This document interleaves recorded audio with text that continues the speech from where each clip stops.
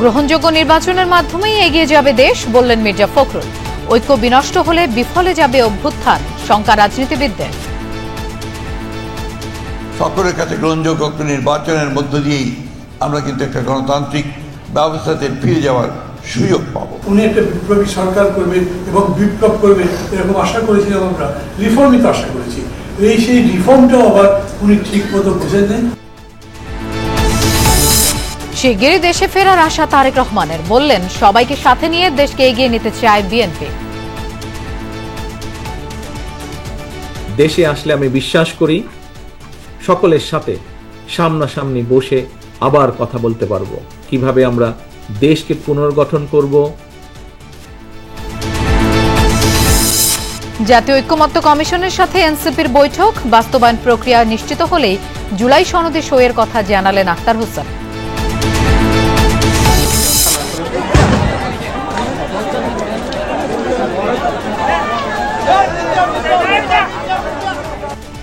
ব্রাহ্মণবাড়িয়ায় পূর্ববিরোধের জের ধরে দুপক্ষের সংঘর্ষে নিহত 1, আহত অন্তত 30।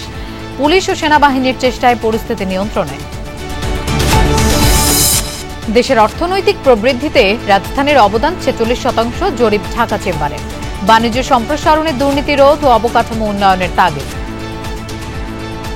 বাংলাদেশের অর্থনীতি কিন্তু ইনফর্মাল সেক্টরের উপর দাঁড়িয়ে আছে বলতে গেলে। 85 থেকে 87 এর মধ্যে কিন্তু জিডিপি আসে ইনফর্মাল সেক্টর থেকে। প্রাইভেট সেক্টরই কিন্তু বাংলাদেশের গ্রোথের মূল চালিকা শক্তি।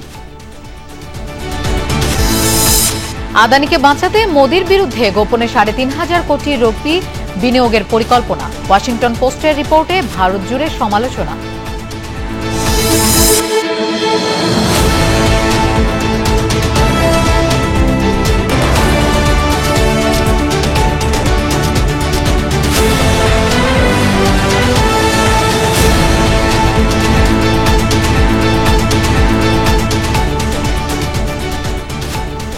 শুভেচ্ছা, আমন্ত্রণ সন্ধ্যার বাংলাদেশের আয়োজনে আপনাদের সঙ্গে থাকছি আমি মৌসুমী আহমেদ লোপা।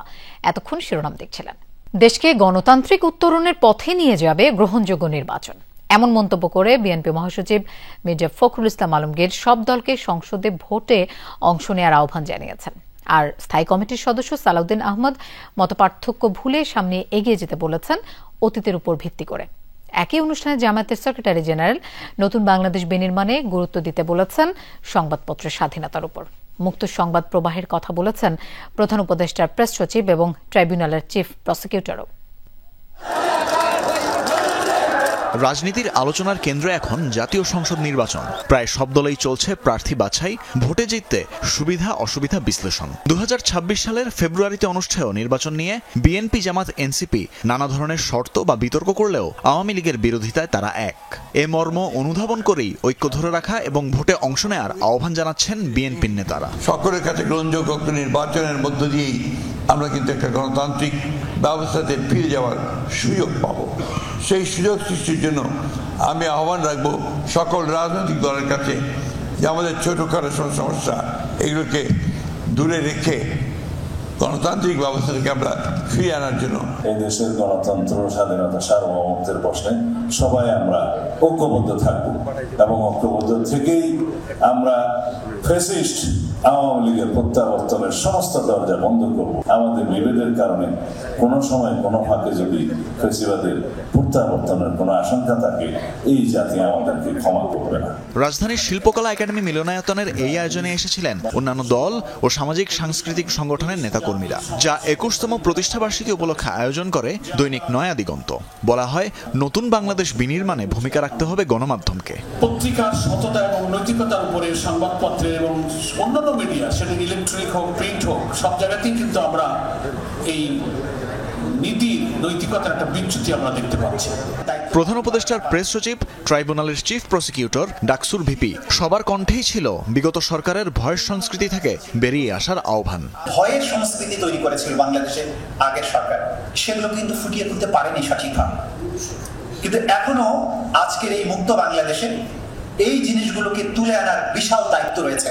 15 বছরের প্রতিদিনকার লিপি লিখে রাখা উচিত তারা কি করেছিল।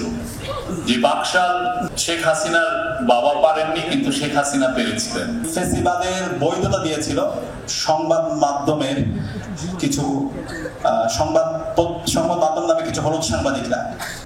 অনুষ্ঠানে ধর্ম উপদেষ্টা জানান, একটি পক্ষ সাম্প্রদায়িকতা নষ্ট করতে তৎপর, সতর্ক থাকতে হবে তাদের ব্যাপারে। আমি বাইতুল মুকাররমে যাই ইবাদত করার জন্য, ঢাকেশ্বরী মন্দিরে যাই আমি রাষ্ট্রীয় দায়িত্ব পালনের জন্য, আমি ওখানে রাষ্ট্রীয় দায়িত্ব পালন করতে যাই তাদের অভয় দেওয়ার জন্য, তাদের নিরাপত্তার জন্য।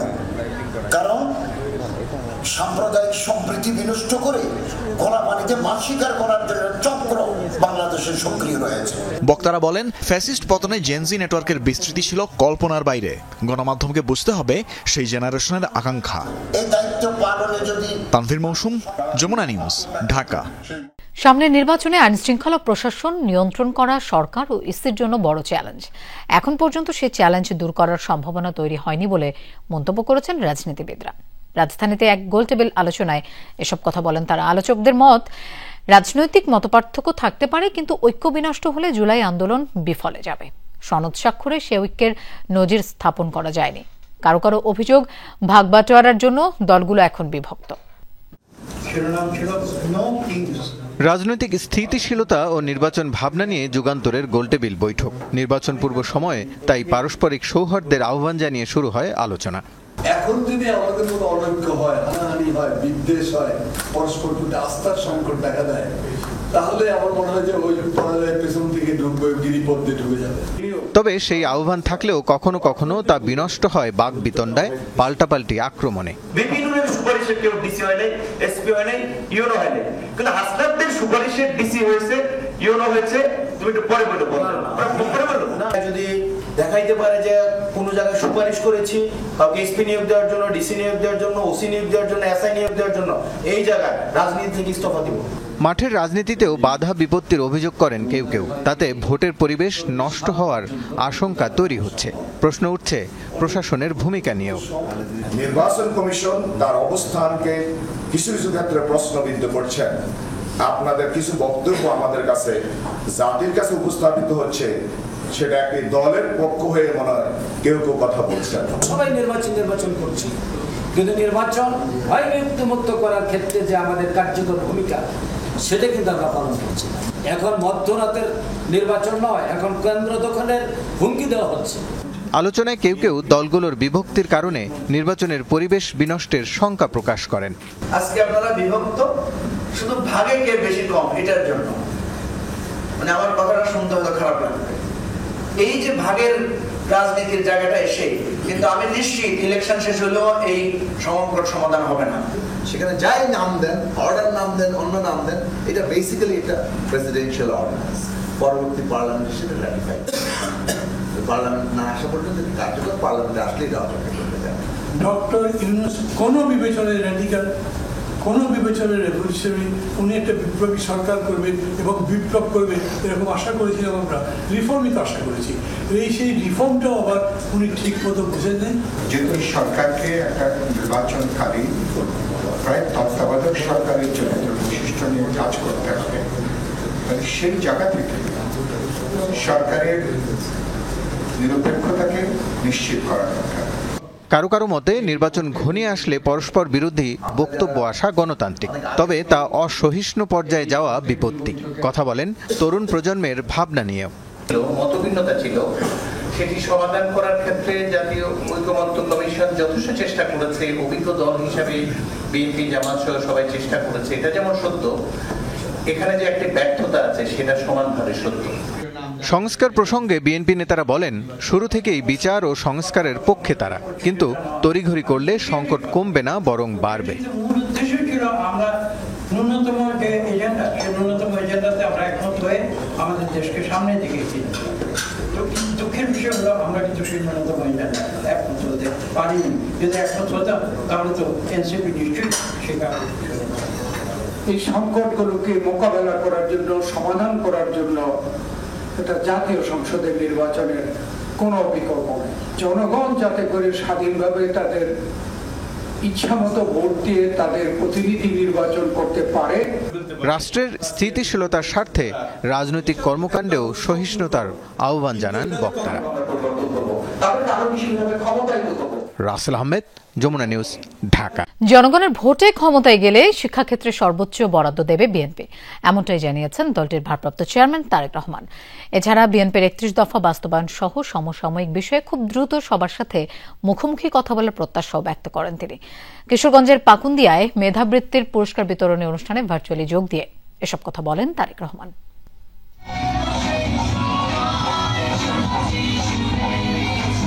কিশোরগঞ্জের পাকুন্দিয়ায় শামসুল আলম ফাউন্ডেশনের উদ্যোগে মেধাবৃত্তির পুরস্কার বিতরণী অনুষ্ঠানের আয়োজন। দুপুর থেকেই অনুষ্ঠান স্থলে জড়ো হতে থাকে উপজেলার বিভিন্ন স্কুলের ছাত্রছাত্রীরা। অনুষ্ঠানের শেষ পর্যায়ে ভার্চুয়ালি যোগ দেন বিএনপির ভারপ্রাপ্ত চেয়ারম্যান তারেক রহমান। নিজেকে অন্যের চেয়ে দক্ষ করে তোলার যে একগ্রতা, একনিষ্ঠতা, এর কোনো কিন্তু বিকল্প নেই। এ সময় তিনি প্রতিযোগিতামূলক বিশ্বে শিক্ষার্থীদের টিকে থাকতে কারিগরি শিক্ষার প্রতি জোর দেওয়ার আহ্বান জানান। এছাড়া দেশের প্রচলিত শিক্ষা ব্যবস্থাকে সময়োপযোগী করে গড়ে তুলতে বিএনপির বিশেষজ্ঞ টিম তৈরি করেছে বলেও জানান তারেক রহমান। নিরাপদ রাষ্ট্র, নিরাপদ ক্যাম্পাস গড়তেই কিন্তু বাংলাদেশ জাতীয়তাবাদী দল বিএনপি ইতিমধ্যেই কিন্তু আমরা জনগণের সামনে 31 দফা ঘোষণা করেছি। এর অংশ হিসাবেই কিন্তু দেশের প্রচলিত শিক্ষা কারিকুলামকে সময়ের সাথে তাল মিলিয়ে শিক্ষাবিদদের সমন্বয় একটা বিশেষজ্ঞ টিম আমরা তৈরি করেছি, যারা ইতিমধ্যে অনেক কাজ এগিয়ে নিয়ে গেছেন। বিএনপির 31 দফা বাস্তবায়ন সহ সমসাময়িক বিষয়ে খুব দ্রুত সবার সাথে মুখোমুখি কথা বলার প্রত্যাশাও ব্যক্ত করেন তারেক রহমান। জানান কিভাবে রাষ্ট্র মেরামত করে দেশকে এগিয়ে নিয়ে যাওয়া যায় সে বিষয়ে সবার সাথে মিলেই কাজ করবে বিএনপি। দেশে আসলে আমি বিশ্বাস করি সকলের সাথে সামনাসামনি বসে আবার কথা বলতে পারবো, কিভাবে আমরা দেশকে পুনর্গঠন করব, কিভাবে আমরা দেশকে সামনে এগিয়ে নিয়ে যাব, কিভাবে তোমাদের ভবিষ্যৎকে আরো মজবুতভাবে আমরা তৈরি করতে পারবো, আমরা এগুলো নিয়ে আলোচনা করতে পারবো।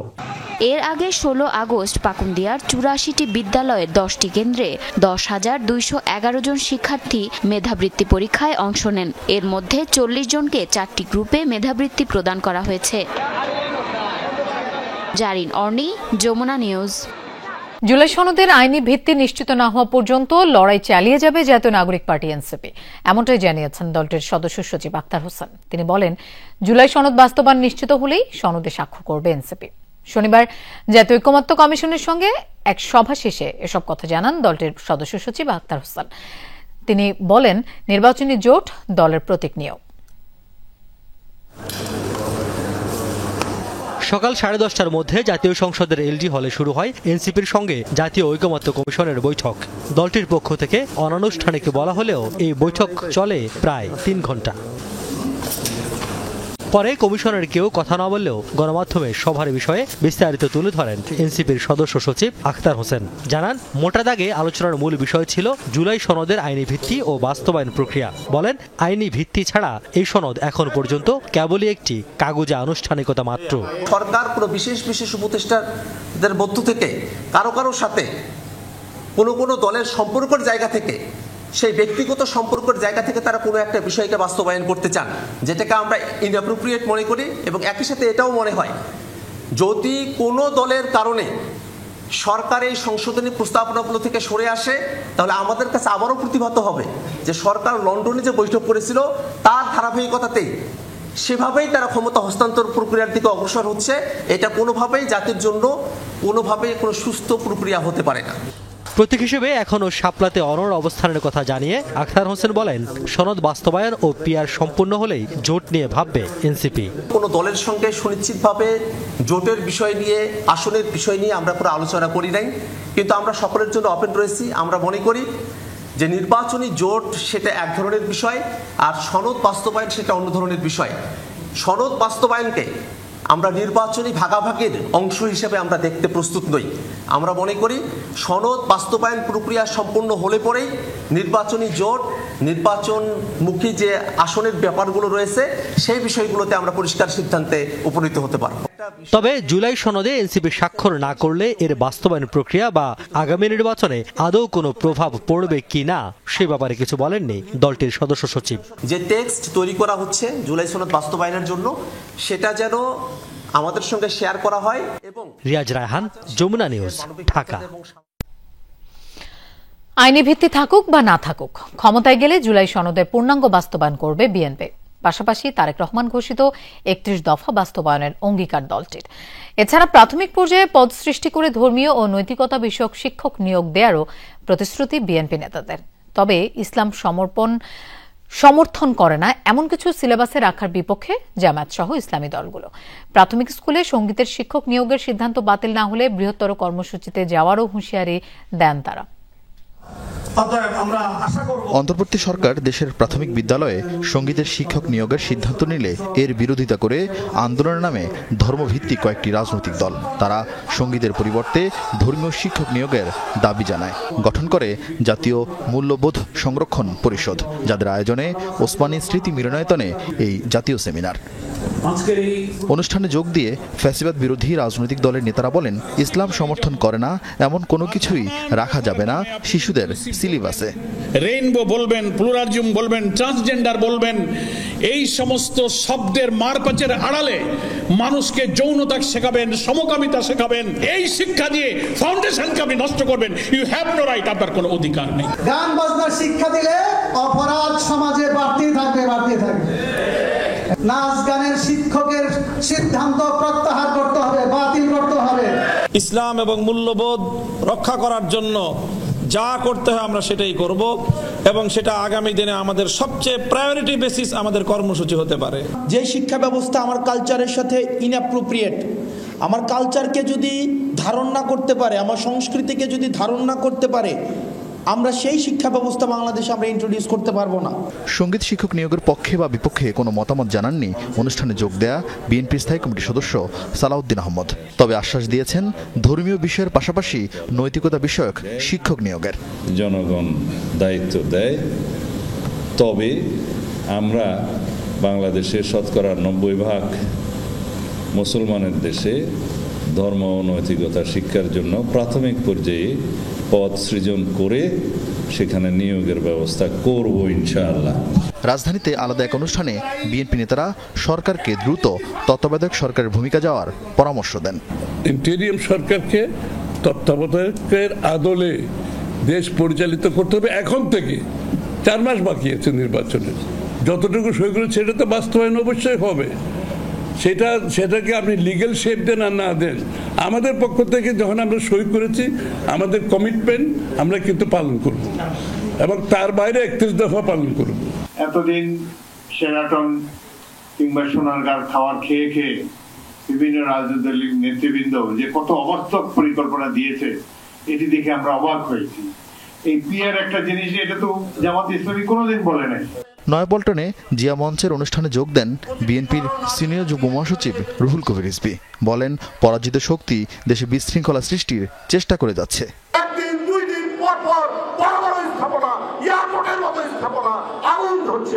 আরিফিন শাকিল, যমুনা নিউজ, ঢাকা। ব্রাহ্মণবাড়িয়ায় ভাইদের বিবাদকে কেন্দ্র করে গ্রামবাসী দুপক্ষের সংঘর্ষে মারা গেছে একজন, আহত হয়েছেন অন্তত 30 জন। ঘণ্টা 3 সংঘর্ষে বেশ কয়েকটি বাড়িঘর ভাঙচুর ও আগুন দেওয়া হয়। খবর পেয়ে পুলিশ ও সেনাবাহিনী পরিস্থিতি নিয়ন্ত্রণে আনে। এখনো থমথমে পরিবেশ বিরাজ করছে এলাকায়। বর্ম পরে রণক্ষেত্রের জন্য প্রস্তুত গ্রামবাসী। কেউ ছুটছে টেটা বল্লম, কেউ ব্যস্ত তীর নিক্ষেপের জন্য নিশানা খোঁজায়। ব্রাহ্মণবাড়িয়া সদরের বিরামপুরে ভাইদের মধ্যকার বিবাদ গড়ালো 2 গ্রুপের রক্তক্ষয়ী সংঘর্ষে। ঘটল প্রাণহানির ঘটনাও। স্থানীয়রা জানায়, বিভিন্ন বিষয় নিয়ে একই পরিবারের 6 ভাইয়ের মধ্যে বিরোধ চলছে। এ কারণে 2 ভাই যোগ দেয় স্থানীয় প্রভাবশালী সাচ্চু মিয়ার দলে।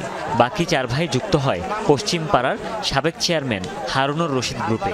গত রাতে তাদের শতবর্ষী মা মারা গেলে 4 ভাই দাফন সম্পন্ন করে। বাকি 2 জন শেষ বিদায় জানাতে না পারায় ক্ষুব্ধ হয়ে ওই 4 ভাই সহ তাদের সমর্থকদের বাড়িতে আগুন দেয়। এরই জেরে দেশীয় অস্ত্র নিয়ে সংঘাতে জড়ায় দুপক্ষ। 4 ভাই গেছে গ্রামের সাথে, আর 2 ভাই গোষ্ঠীওয়ালার লগে আছে, ব্যবসার লগে। 6 ভাইয়ের মা মারা গেছে, বৃদ্ধ মানুষ।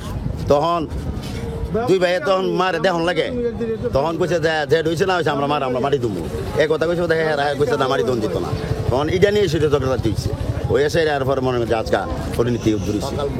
সংঘর্ষ চলে ঘণ্টা 3 এ সময় অন্তত 30টি বাড়িঘরে চলে হামলা লুটপাট। আগুন দেয়া হয় বেশ কয়েকটি বসতভিটায়। ভয়ে শঙ্কায় আসবাব ও মূল্যবান জিনিস অন্যত্র সরিয়ে নিচ্ছেন অনেকে। বাড়িঘর আগুন লাগাইতেছে, লুটপাট করতেছে। খবর পেয়ে পরিস্থিতি নিয়ন্ত্রণে আনে পুলিশ ও সেনা সদস্যরা। তবে ততক্ষণে ঝরে গেছে ৭০০ গ্রুপের নাসির মিয়া নামের একজনের প্রাণ, আহত অন্তত ৩০। গোষ্ঠীগত দ্বন্দ্ব যেটা গোষ্ঠীতে যদি বিভক্ত ছিল, সকালবেলা সেই গোষ্ঠীর দ্বন্দ্বে আজকে একজন নিহত হয় এবং একজন গুরুতর আহত আছে, তাকে ঢাকা মেডিকেলে রেফার করা হয়েছে। আপাতত নিয়ন্ত্রণ করেছি, যেখানে যেখানে প্রবলেম ছিল আমরা এগুলি পরিদর্শন করেছি, আমাদের যৌথ বাহিনী আমাদের সাথে আছে। আধিপত্য বিস্তার, জুয়া খেলা সহ বিভিন্ন ইস্যুতে এর আগেও একাধিকবার সংঘর্ষে জড়িয়েছে এ দুপক্ষ। হুমায়ুন রশিদ, যমুনা নিউজ। দেশের অর্থনৈতিক প্রবৃদ্ধিতে ঢাকার অবদান 46%। রফতানি আয়ের 40%ই আসে রাজধানী থেকে। ঢাকা চেম্বারের ইকোনমিক পজিশন ইন্ডেক্সে উঠে এসেছে এমন চিত্র। ব্যবসায়ী নেতারা বলছেন, ঢাকার অর্থনীতি এবং উন্নয়নের উপর নির্ভর করে দেশের উন্নয়ন। কর্মসংস্থান তৈরিতেও এই নগরের অবদান সবচেয়ে বেশি। তবে দুর্নীতি রোধ এবং অবকাঠামোর উন্নয়ন ছাড়া ব্যবসা বাণিজ্যের প্রবৃদ্ধি সম্ভব নয়। অর্থনৈতিক উন্নয়ন, রপ্তানি, কর্মসংস্থান এবং মাথাপিছু আয় প্রতিটি ক্ষেত্রেই দেশের অন্য নগরের তুলনায় এগিয়ে জনবহুল শহর ঢাকা। গেল অর্থবছরে রপ্তানি হয়েছে ৪,৮২৮ কোটি ডলারের পণ্য। এর মধ্যে ঢাকার অবদান 40%-এর বেশি। জিডিপির 46%ই আসে ঢাকা থেকে। ইকোনমিক পজিশন ইন্ডেক্সের তথ্য অনুযায়ী দেশের মোট কর্মসংস্থানের 40%ই হচ্ছে এ নগরীতে। এছাড়া মোট জনসংখ্যার 11%-এর বেশি বাস করে এ শহরে।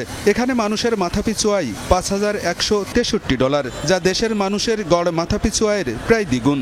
লো ইন্টারেস্ট রেটটাকে প্রমোট করার কথা বলা হয়েছে, আমার ইনফ্রাস্ট্রাকচারকে এনহ্যান্স করার কথা এসছে, এক্সপোর্ট ইম্পোর্ট প্রসিডিওরকে আমার সেটাকে সিম্পলিফাই করার সাথে সাথে ব্যুরোক্রেটিক প্রসেস, ব্যুরোক্রেটিক রেট টেপকে কমানোর কথা এসছে। এটি শুধুমাত্র একটি পরিসংখ্যান নির্ভর প্রতিবেদন নয়, বরং এটি একটি কার্যকর নীতি নির্ধারণ সহায়ক হাতিয়ার।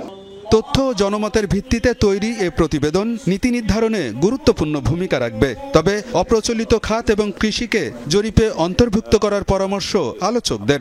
একই সাথে এলডিসি উত্তরণ এবং দ্বিপাক্ষিক বাণিজ্যের প্রভাব নিয়েও কথা বলেন বক্তারা। বাংলাদেশের অর্থনীতি কিন্তু ইনফর্মাল সেক্টরের উপর দাঁড়িয়ে আছে বলতে গেলে। 87 থেকে 85 থেকে 87 এর মধ্যে কিন্তু জিডিপি আসে ইনফর্মাল সেক্টর থেকে, সেটা একটা বিষয় আছে এবং এখানে ইনফর্মাল সেক্টর খুব কম আসছে। প্রাইভেট সেক্টরই কিন্তু বাংলাদেশের গ্রোথের মূল চালিকা শক্তি। বাকি যারা আমরা আছি, আমরা কিন্তু মানে একটা আপনার ল্যান্ডস্কেপ বা ইকোসিস্টেমটাকে আরেকটু পজিটিভ করার কাজটা করে যাচ্ছি, সহযোগীর ভূমিকা পালন করছি। পৃথিবীর বিভিন্ন দেশের সাথে বিভিন্ন দেশের যে ট্রেড এগ্রিমেন্ট আছে, ট্রেড রিলেশনস আছে, সেটার কি ধরনের প্রভাব আমাদের এখানে পড়বে। জিও পলিটিক্সের সাথে এই ইস্যুটা একটা গুরুত্বপূর্ণ অনুষঙ্গ। ব্যবসায়ী নেতারা বলেন, ব্যবসা বাণিজ্যের প্রতিটি ক্ষেত্রে নানাভাবে ভোগান্তিতে পড়তে হয় উদ্যোক্তাদের। বাণিজ্য সম্প্রসারণে নীতিমালার সহজীকরণ এবং অবকাঠামোর উন্নয়ন জরুরি বলেও মন্তব্য করেন তারা। Bangladesh is the most one of the most corrupt countries. Bangladesh is doing business is the worst. বাংলাদেশে একজন ব্যবসায়ী ব্যবসা করতে সবচেয়ে বেশি প্রবলেমে পড়ে। আপনাদের রেকমেন্ডেশনে প্রথম রেকমেন্ডেশন ছিল trade licence, abolishment of trade licence. প্রথম রেকমেন্ডেশন আসা ছিল যে এই ট্রেড লাইসেন্স 1940 দশকের একটা পেপার আজকে 2025-এ আমরা ব্যবহার করছি। কেন? ইকোনমিক পজিশন ইন্ডেক্সে ক্ষুদ্র ও মাঝারি শিল্পের অবদানগুলোও তুলে ধরার পরামর্শ আলোচকদের। আলমগীর হোসেন, যমুনা নিউজ, ঢাকা। শাহজালাল বিমানবন্দরের কার্গো ভিলেজে আগুনের কারণ অনুসন্ধানে আসবেন বিদেশি বিশেষজ্ঞরা। তাছাড়া সার্বিক নিরাপত্তা ও সুরক্ষার বিষয়ে কোনো ঘাটতি আছে কিনা তাও খতিয়ে দেখবেন তারা। বিমানবন্দরের ইমিগ্রেশনে ইলেকট্রনিক গেট ও পুড়ে যাওয়া কার্গো ভিলেজ পরিদর্শন শেষে এসব কথা জানান স্বরাষ্ট্র উপদেষ্টা অবসরপ্রাপ্ত লেফটেন্যান্ট জেনারেল জাহাঙ্গীর আলম চৌধুরী।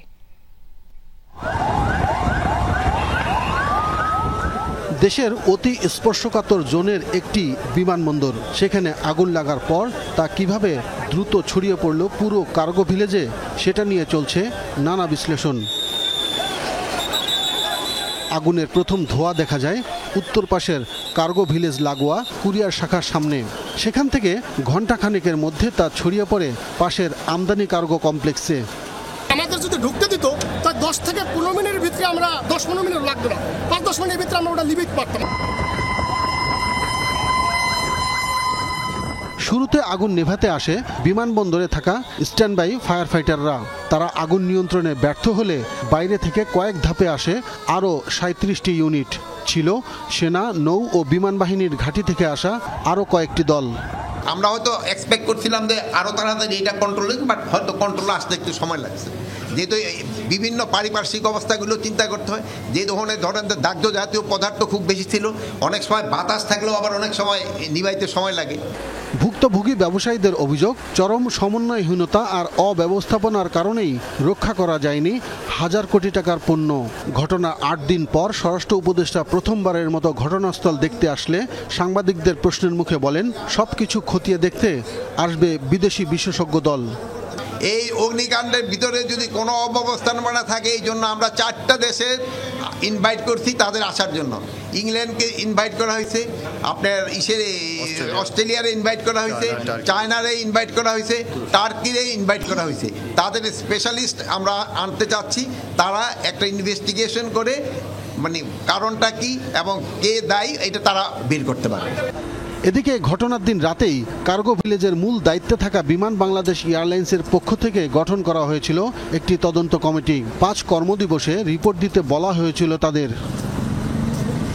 অভিযোগ আছে, খুব কম সময়ে ভেতর থেকে 2টি গাড়ি আগুনের সামনে উপস্থিত হলেও তারা আগুন নেভানোর কাজ শুরুর অনুমতি পায়নি টাওয়ার থেকে। এমনকি দাউ দাউ করে যখন আগুন ভেতরে জ্বলছিল তখন 8 নম্বর গেটের বাইরে আরও বেশ কয়েকটি গাড়ি এসে উপস্থিত হয়েছিল, তাদেরও ভেতরে ঢোকার পারমিশন পেতে দীর্ঘ সময় লেগেছে। আর এই সুযোগে পুরো কার্গো কমপ্লেক্স আগুনে ছেয়ে গেছে।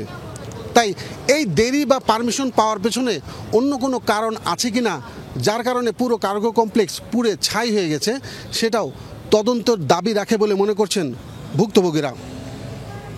আব্দুল্লাহ তুহিন, যমুনা নিউজ, শাহজালাল আন্তর্জাতিক বিমানবন্দর, ঢাকা। অনেক সংসদীয় আসনে বিএনপির 5 থেকে 7 জন মনোনয়ন প্রত্যাশী, যাদের কেউ কেউ দীর্ঘদিনের রাজপথের আন্দোলনে না থেকেও 5 আগস্টের পর হয়েছেন সক্রিয়, বাগিয়ে নিয়েছেন পদ। প্রভাব খাটিয়ে নিজেদের মতো করে স্থানীয় কমিটিও করছেন। পুরনো ত্যাগীদের বদলে জায়গা পেয়েছেন আওয়ামী লীগের কর্মী সমর্থক আর সুবিধাভোগীরা। প্রার্থী চূড়ান্ত করতে সেসব হিসেব না করলে ধানের শীষের জয় হাতছাড়া হবার শঙ্কাও আছে। রাজধানীর পাশের গাজীপুর 1 আসনে সরেজমিন ঘুরে সেই চিত্রই দেখলেন সহকর্মী সাইফুদ্দিন রবিন। বিধানকৃষ্ণ বর্মন জাতীয়তাবাদী ক্ষুদ্র নৃগোষ্ঠী দলের কেন্দ্রীয় এই সহসভাপতি, গাজীপুর 1 আসনের মৌচাক ইউনিয়ন বিএনপির ও কালিয়াকৈর উপজেলা বিএনপির সাবেক সহসভাপতি। রাজপথে ছিলেন, পালিয়ে বেরিয়েছেন, জেলও খেটেছেন। কিন্তু 5 আগস্টের পর বিধানকৃষ্ণ বর্মনের মতো এই সংসদীয় আসনের বেশ কয়েকটি ইউনিয়নের সাবেক দায়িত্বশীলদের অনেকেই পদবঞ্চিত। সিনিয়র সহসভাপতি ছিলাম মৌচাক ইউনিয়নের এবং উপজেলা সাংগঠনিক সহসভাপতি ছিলাম, কিন্তু আমাদের মূল্যায়ন করা হয় না। অ্যাডভোকেট কামরুল ছিল সভাপতি এবং উপজেলা সাংগঠনিক সম্পাদক, তাকেও কোনো মূল্যায়ন করা হয় না। মৌচাকের বিষয়টা আমি বলতেছি, আর যারা নির্যাতিত নিপীড়িত নেতা তাদের কাউকে মূল্যায়ন করে না, এখানেই দুঃখ। আমি চাপার বিএনপির সভাপতি, কালিয়াকৈর উপজেলা বিএনপির সহসভাপতি। আমার ইউনিয়নে যাকে আহ্বায়ক করা হয়েছে, এই 17 বছর তিনি রাজপথে ছিলেন না। রাজধানী ঢাকার পাশে শিল্পাঞ্চল খ্যাত কোনাবাড়ি, কাশিমপুর, কালিয়াকৈর নিয়ে গঠিত গাজীপুর 1 সংসদীয় আসন। বিগত কোনো নির্বাচনেই যে আসনে জয় পায়নি ধানের শীষ প্রতীকের বিএনপি। একসময়ের প্রভাবশালী নেতা তানভীর আহমেদ সিদ্দিকী বারবার হেরেছেন এই আসনে। এবারও তাঁর 2 ছেলে ইরাদ আহমেদ ও ইশরাক আহমেদ মনোনয়ন প্রত্যাশী। তৃণমূলের অভিযোগ, দীর্ঘ 17 বছরের আন্দোলনে নিষ্ক্রিয় ছিল এই পরিবার। 5 আগস্ট পরবর্তী সময়ে বাগিয়ে নেন জেলা বিএনপির আহ্বায়ক কমিটির সদস্য সচিব পদ। এরপর প্রভাব খাটিয়ে সংসদীয় আসন গাজীপুর 1-এ বিভিন্ন কমিটি গঠন করেছেন। বাদ পড়েছেন দীর্ঘদিনের নিপীড়ন নির্যাতনের শিকার ও সক্রিয় নেতাকর্মীরা, জানিয়ে ক্ষুব্ধ তৃণমূল। কাউকে না ডেকে নিজেই কমিটি দিয়ে, পকেট কমিটি দিয়েছে। 90% এই ধরনের লোকরে উনি নিয়ে আসছেন, যাদেরকে আমরা আওয়ামী লীগের দূষণ হিসেবে জানি। আওয়ামী লীগের রাজনীতির সাথে সম্পৃক্ত ছিল, তাদেরকে 9টা ইউনিয়নে আহ্বায়ক সদস্য সচিব করা হয়েছে। যারা ত্যাগী, মাটি থেকেছে, নেতাকর্মীদের খোঁজ খবর নিয়েছে, এই ধরনের যদি কাউকে এই আসন থেকে নমিনেশন দেওয়া হয় তাহলে অবশ্যই ইনশাল্লাহ ধানের শীষ বিজয়ী হবে। প্রার্থী সিলেকশনের ব্যাপারেও দলের অনেক চিন্তা ভাবনা করেই সিদ্ধান্ত নিবে বলে আমি বিশ্বাস করি। এখানে বিতর্কিত কোনো লোককে মনোনয়ন দেয় তাহলে এই আসনে পুনরুদ্ধার করা খুবই কঠিন হবে। এই আসনে ধানের শীষ নিয়ে লড়তে চান কেন্দ্রীয় বিএনপির সাংগঠনিক সম্পাদক সাইয়েদুল আলম বাবুল, সহস্রম বিষয়ক সম্পাদক হুমায়ুন কবির খান, মুজিবুর রহমান, হেলাল উদ্দিনও। কেবল এক আসনের এত প্রার্থী থেকে দল কাকে চূড়ান্ত করবে? কেন্দ্রীয় সাংগঠনিক সম্পাদক ও গাজীপুর এক আসনের মনোনয়ন প্রত্যাশী সাইয়েদুল আলম বাবুল আশা প্রকাশ করেন ত্যাগীদের মূল্যায়নের। দলের প্রতি কার কতটা ডেডিকেশন আছে, কে কতটা দলের দুঃসময়ে পাশে ছিল, তাদের সম্বন্ধেও সকল খোঁজ খবর, রেকর্ড ডকুমেন্ট সবকিছু তো প্রমাণিত। কোনো সময় ধানের শীষের জোয়ার বা নৌকার জোয়ার, অমুক জোয়ার, এখন আর জোয়ারে নির্বাচন হবে না। এখন হবে যোগ্য ভালো প্রার্থী দেখেই এই নতুন জেনারেশন অন্তত ভোট দিবে। প্রার্থী কিংবা নেতৃত্ব নির্বাচনে পক্ষপাতিত্ব হলে বা দীর্ঘ রাজনীতি ও সক্রিয়তার মূল্যায়ন না হলে পরিবর্তিত পরিস্থিতিতে দল হিসেবে বিএনপি ক্ষতিগ্রস্ত হবে বলে মনে করেন কেন্দ্র থেকে তৃণমূলের নেতাকর্মীরা। সাইফুদ্দিন রবিন, যমুনা নিউজ, গাজীপুর, ঢাকা। অবিশ্বাস বা একতরফা সিদ্ধান্ত গ্রহণের সামান্য ইঙ্গিতও বিচার বিভাগের প্রাতিষ্ঠানিক স্বাধীনতার স্থাপত্যকে বিপন্ন করতে পারে বলে মন্তব্য করেছেন প্রধান বিচারপতি ড. সৈয়দ রেফাত আহমেদ। রাজশাহী বিশ্ববিদ্যালয়ের আইন বিভাগের ৭২ বছর পূর্তি উপলক্ষে অনুষ্ঠানে যোগ দেন তিনি। প্রধান বিচারপতি বলেন, ২০২৫ সালের সুপ্রিম কোর্ট সচিবালয় অধ্যাদেশ নিয়ে মন্ত্রিসভার নীতিগত অনুমোদন একটি সুপরিকল্পিত ও বহুপাক্ষিক প্রয়াসের ফল। গত ১৫ মাসে প্রধান বিচারপতির কার্যালয় ও অন্তর্বর্তী সরকারের নির্বাহী শাখার পারস্পরিক সহযোগিতা এই প্রক্রিয়াকে গতিশীল করেছে, যা ভবিষ্যতেও অব্যাহত থাকবে। এছাড়া বিচার বিভাগের কাঠামোগত রূপান্তরের টেকসই বাস্তবায়নের আহ্বান জানিয়েছেন প্রধান বিচারপতি।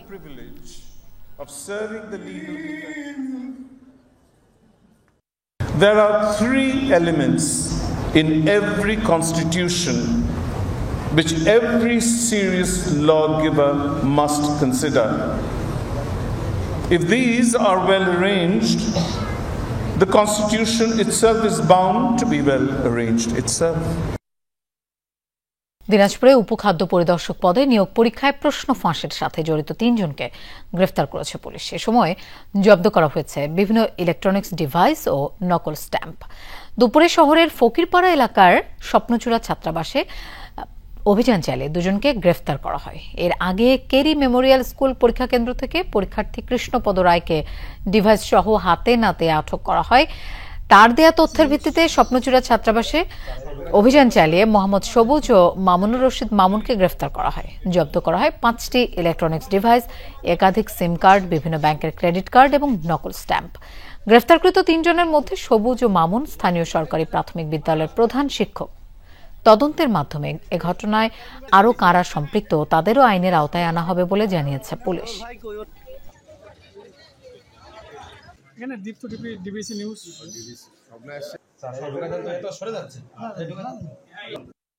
তথ্য ছিল আমাদের যে একজন পরীক্ষার্থী ডিভাইস ইউজ করে পরীক্ষা দিচ্ছে। পরে তাকে জিজ্ঞাসাবাদ করলে প্রাথমিকভাবে সে কিছু বিষয় আমাদেরকে জানায় এবং সেগুলো খতিয়ে দেখতে গিয়ে আমরা বেশ কিছু নাম পাই। ভোলা সদরে অবৈধ স্থাপনা উচ্ছেদ করার পর পৌরসভার ৩টি গাড়িতে আগুন দিয়েছে দুর্বৃত্তরা। বিকেল ৫টার দিকে শহরের নতুন বাজার এলাকায় মুক্তিযোদ্ধা সংসদ অফিসের পাশে এই ঘটনা ঘটে।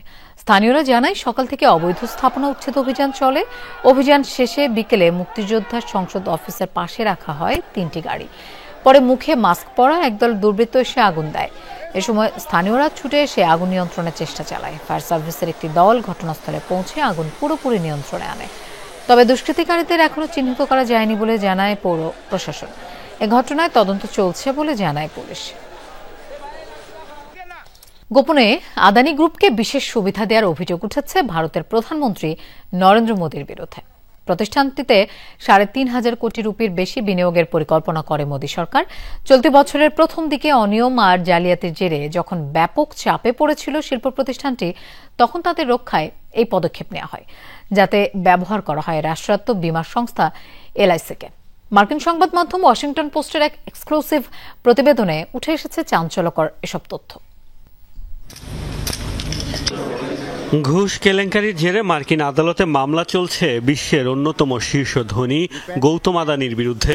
জালিয়াতি ও প্রতারণায় জড়িয়ে পড়ায় ব্যাপক ভাবমূর্তি সংকটে এখন তার মালিকানাধীন শিল্পগোষ্ঠী আদানি গ্রুপ। আদানির ঘনিষ্ঠ জন হিসেবে পরিচিত ভারতের প্রধানমন্ত্রী নরেন্দ্র মোদী এবার বিজেপি সরকারের বিরুদ্ধে আদানি গ্রুপকে বিশেষ সুবিধা দেওয়ার অভিযোগ উঠেছে। মার্কিন সংবাদ মাধ্যম ওয়াশিংটন পোস্ট এক অনুসন্ধানী প্রতিবেদনে দাবি করেছে, ভাবমূর্তি সংকটে ভোগা আদানি গ্রুপকে রক্ষায় গোপনে বিপুল অঙ্কের অর্থ বিনিয়োগের পরিকল্পনা করেছিল মোদী প্রশাসন। প্রতিবেদনে দাবি করা হয়, ঘুষ কেলেঙ্কারির জেরে যখন ইউরোপ ও যুক্তরাষ্ট্রের ব্যাংকগুলো আদানি শিল্পগোষ্ঠীকে নতুন ঋণ দিতে দ্বিধায় ছিল, তখন তাদের পাশে দাঁড়ান নরেন্দ্র মোদী। বিতর্কিত ধনকুবেরের ঋণগ্রস্ত প্রতিষ্ঠানকে বাঁচাতে $3.9 বিলিয়ন অর্থাৎ 3,500 কোটি রুপিরও বেশি বিনিয়োগের পরিকল্পনা করা হয়। ওয়াশিংটন পোস্টের দাবি, তাদের কাছে আসা নথি অনুযায়ী চলতি বছরের মে মাসে ভারতের কেন্দ্রীয় অর্থ মন্ত্রণালয়, আর্থিক পরিষেবা বিভাগ, রাষ্ট্রায়ত্ত বীমা সংস্থা LIC এবং সরকারের থিঙ্ক ট্যাঙ্ক নীতি আয়োগ সমন্বিতভাবে এই বিনিয়োগ কৌশল তৈরি করেছে। মোদী প্রশাসনের গোপন পরিকল্পনার মূল উদ্দেশ্য ছিল আদানি গ্রুপের বিভিন্ন বন্ড ও ইকুইটিতে বিনিয়োগ করা, যার অংশ হিসেবে মে মাসে Adani ports $585 million bond issue করলে তাতে এককভাবে বিনিয়োগ করে LIC। মূলত বিনিয়োগকারীদের আস্থা ফেরাতে নেওয়া হয়েছিল এই পদক্ষেপ। ওয়াশিংটন পোস্টের চাঞ্চল্যকর রিপোর্ট প্রকাশের পর ভারত জুড়ে উঠেছে সমালোচনার ঝড়। জনগণের অর্থ অপব্যবহারের অভিযোগ তুলেছে বিরোধী দল কংগ্রেস। এদিকে মার্কিন গণমাধ্যমের প্রতিবেদনকে মিথ্যা দাবি করে উদ্দেশ্য প্রণোদিত আখ্যা দিয়েছে অভিযুক্ত রাষ্ট্রায়ত্ত বীমা সংস্থা LIC। মোস্তফা মাহমুদ, যমুনা নিউজ। নিউ ইয়র্কের আলোচিত মেয়র প্রার্থী জোহরান মামদানিকে নিয়ে ইসলাম বিদ্বেষী মন্তব্য করে তোপের মুখে পড়েছেন আরেক প্রার্থী অ্যান্ড্রু কুমো। 9/11 নিয়ে তার বিতর্কিত মন্তব্যে যুক্তরাষ্ট্র জুড়ে সমালোচনার ঝড় উঠেছে। উদ্দেশ্য প্রণোদিতভাবে ধর্মীয় বিদ্বেষ ছড়ানোর অভিযোগ তুলে ক্ষোভ ঝেড়েছেন মামদানিও। ইসলামোফোবিয়ার বিরুদ্ধে সবসময় শক্ত অবস্থানে থাকার ঘোষণা দিয়েছেন তিনি। তাকে নিয়ে সামাজিক মাধ্যমে চালানো নেতিবাচক প্রচারণাও নিন্দা জানিয়েছেন Mamdani. Can you imagine Mamdani in the seat? It's another problem. But can you imagine that? No. এক রেডিও শোতে এভাবে নিউ ইয়র্কের মেয়র প্রার্থী জোহরান মামদানিকে আক্রমণ করেন আরেক প্রার্থী অ্যান্ড্রু কুমো। উপস্থাপক সিড রোজেনবার্গের একটি শোতে আলোচনার এক পর্যায়ে উঠে আসে আলোচিত 9/11 হামলার ইস্যুটি। এ সময় কুমো এবং রোজেনবার্গ উপহাস করে বলেন, আরেকটা 9/11 ঘটলে উল্লাসে মাতবেন জোহরান মামদানি। এ ঘটনার পর শুধু নিউ ইয়র্কেই নয়, প্রতিবাদের ঝড় উঠেছে যুক্তরাষ্ট্র জুড়ে। মেয়র প্রার্থী কুমোর এমন আচরণকে ইসলাম বিদ্বেষ হিসেবে আখ্যা দেওয়া হচ্ছে। একজন রাজনীতিকের এমন আচরণের তীব্র নিন্দা জানিয়েছেন মানবাধিকার কর্মী, আইনজীবী এবং রাজনৈতিক দলের নেতারাও। উদ্দেশ্য প্রণোদিত এই আক্রমণ এবং ধর্মীয় বিদ্বেষের বিরুদ্ধে ক্ষোভ জানান মেয়র প্রার্থী জোহরান মামদানি। বলেন, বছরের পর বছর ধরে চলে আসা ইসলামোফোবিয়ার বিরুদ্ধে সবসময় শক্ত অবস্থানে থাকবেন তিনি। প্রতিটি মুসলিমের স্বপ্ন অন্য সব নিউ ইয়ার্কারের মতো সব আচরণ পাবে, কিন্তু আমাদের বারবার বলা হয়, কম চাও, কমে সন্তুষ্ট থাকো।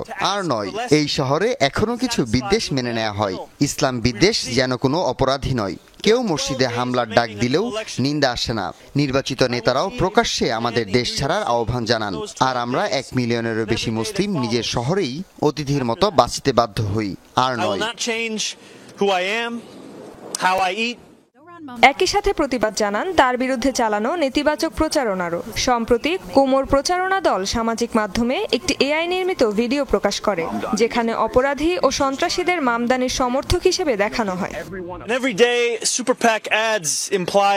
প্রতিদিন বিজ্ঞাপনগুলোতে আমাকে সন্ত্রাসী হিসেবে দেখানো হয়। আমার খাওয়ার ধরন নিয়েও ঠাট্টা করা হয়। জরিপে বলা হয় আমি নাকি হালাল খাবার বাধ্যতামূলক করতে চাই। রাজনৈতিক কার্টুনে আমাকে বিমানে করে ওয়ার্ল্ড ট্রেড সেন্টারের দিকে উঠতে দেখা যায়। সবই ঘৃণা ছড়ানোর জন্য বানানো গল্প। নির্বাচনী প্রচারণা শুরুর পর থেকেই মামদানিকে ব্যক্তিগতভাবে আক্রমণ করে আসছেন প্রতিদ্বন্দ্বীরা। ইসলাম বিদ্বেষী মন্তব্য করেছেন স্বতন্ত্র প্রার্থী অ্যান্ড্রু কুমো, রিপাবলিকান প্রার্থী কার্টিস লিওয়া এবং বর্তমান মেয়র এরিক অ্যাডামস। মুসলিম পরিচয়কে রাজনৈতিক অস্ত্র হিসেবে ব্যবহার করা হচ্ছে বারবার। রেজওয়ানা সায়মা, যমুনা নিউজ। দর্শক, এই ছিল আজকে সন্ধ্যার বাংলাদেশের আয়োজনের। এতক্ষণ সাথে থাকার জন্য ধন্যবাদ সবাইকে।